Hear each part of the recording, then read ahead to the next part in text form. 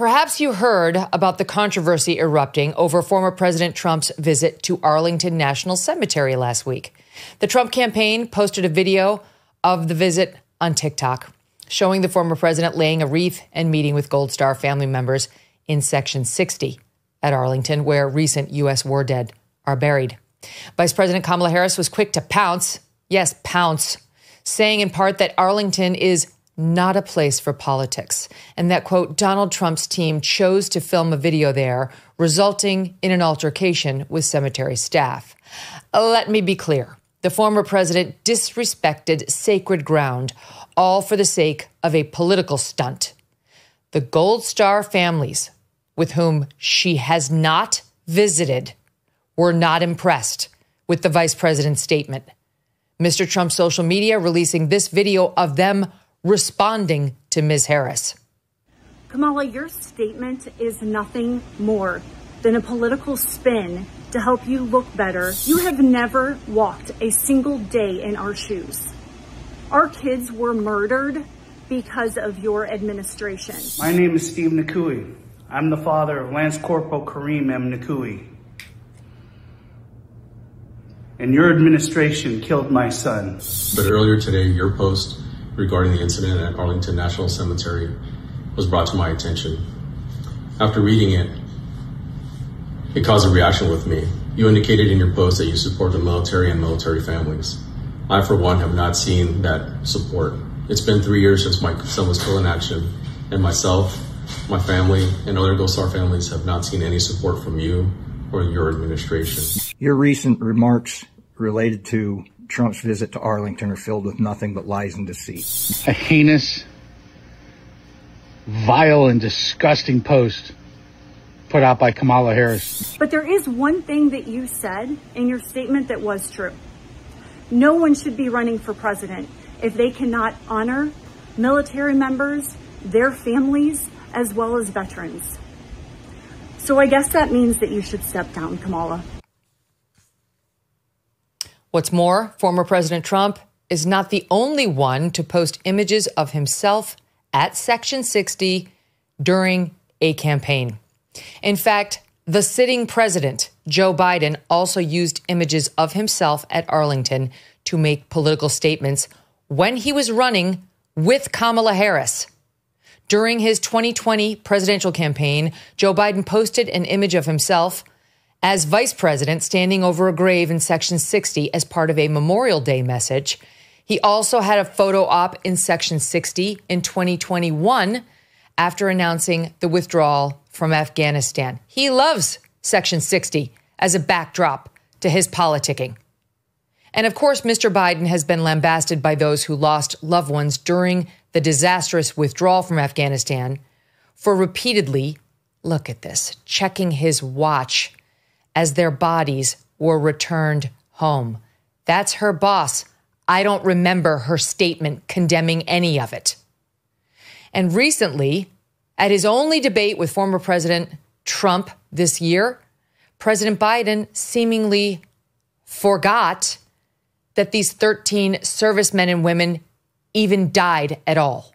Truth is, I'm the only president this century that doesn't have any, this decade, that doesn't have any troops dying anywhere in the world like he did. Unbelievable. It's unbelievable because let me just tell you something, okay? So she releases this story, this statement, trying to capitalize on this. So annoying. We just set up for you just a few of the examples of what her boss and her administration has done, right? But let me read you some of the post that Kamala Harris put up on X over the weekend. Oh, it's a solemn place, a place to honor American heroes who made the ultimate sacrifice, not a place for politics. Tell it to your boss, Ms. Harris. Trump's team chose to film a video there. They disrespected sacred ground, all for the sake of a political stunt. Okay. Then she goes on to say, if there is one thing on which we as Americans can all agree, it is that our veterans, military families, and service members should be honored, never disparaged, and treated with nothing else than our high respect and gratitude. Is that what your boss did when he checked his watch? So bothered was he having to stand there for the dignified transfer? Is that what you did when you didn't even bother to show up to the dignified transfer when their remains came back stateside? When you didn't meet with them? When you never reached out to them? And when, indeed, according to the families, you were invited to go to this same memorial, something the White House now denies, and you did not show up. Is that what you mean by treating the families with nothing else than the highest respect and gratitude? She goes on to say, and it is my belief that someone who cannot meet this simple, sacred duty should never stand behind the seal of the President of the United States of America. Interesting, isn't it? It is stories like this one that we cover like no one else, that we promise to you that we will cover like no one else, as the Harris-Walz campaign continues to dodge giving clear answers on this issue and so many others. And now, just days after her first TV interview with no others scheduled, Vice President Kamala Harris has deployed a new trick to avoid the media. I mean, it's an age-old trick, but it's new for a presidential candidate. We've all used it at least once when you pretend to be on the phone to try to avoid that pesky neighbor or annoying acquaintance who's trying to talk to you. Only she's running for president. She has sat for one interview. She had a total of 16 minutes of talk time.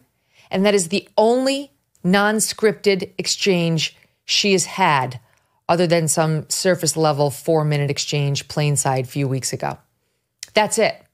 They tried to get her to answer another question or two as she walked onto her plane, and she pretended she was on the phone. It was obviously a dodge. I mean, it's like so ridiculous. And even if it wasn't, even if she actually had a phone call, obviously it was scheduled then. It was created for this moment so she could avoid having to answer a question from the press. She's terrified of them, even though they love her, even though their whole mission right now is to get her elected. That's how afraid she is. If you're tired of the same old coffee from those mega corporations pushing their woke agendas, listen up. It's time to take a stand and support a brand that truly embodies American values, Blackout Coffee. These guys stand with hardworking Americans who believe in family, faith, and freedom. They roast some of the most incredible coffee you will ever taste using only premium grade beans, roasted, and then shipped to you within 48 hours. And for the cold brew fans, Blackout Coffee is excited to announce the launch of their 2 new ready-to-drink cold brew coffee latte options.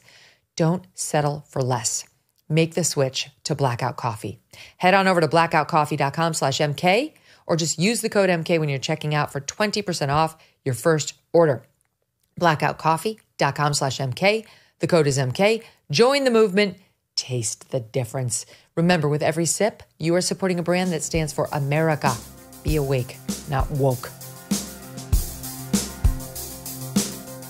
Thanks so much for watching. If you like what you just saw, hit the subscribe button for more clips and full episodes.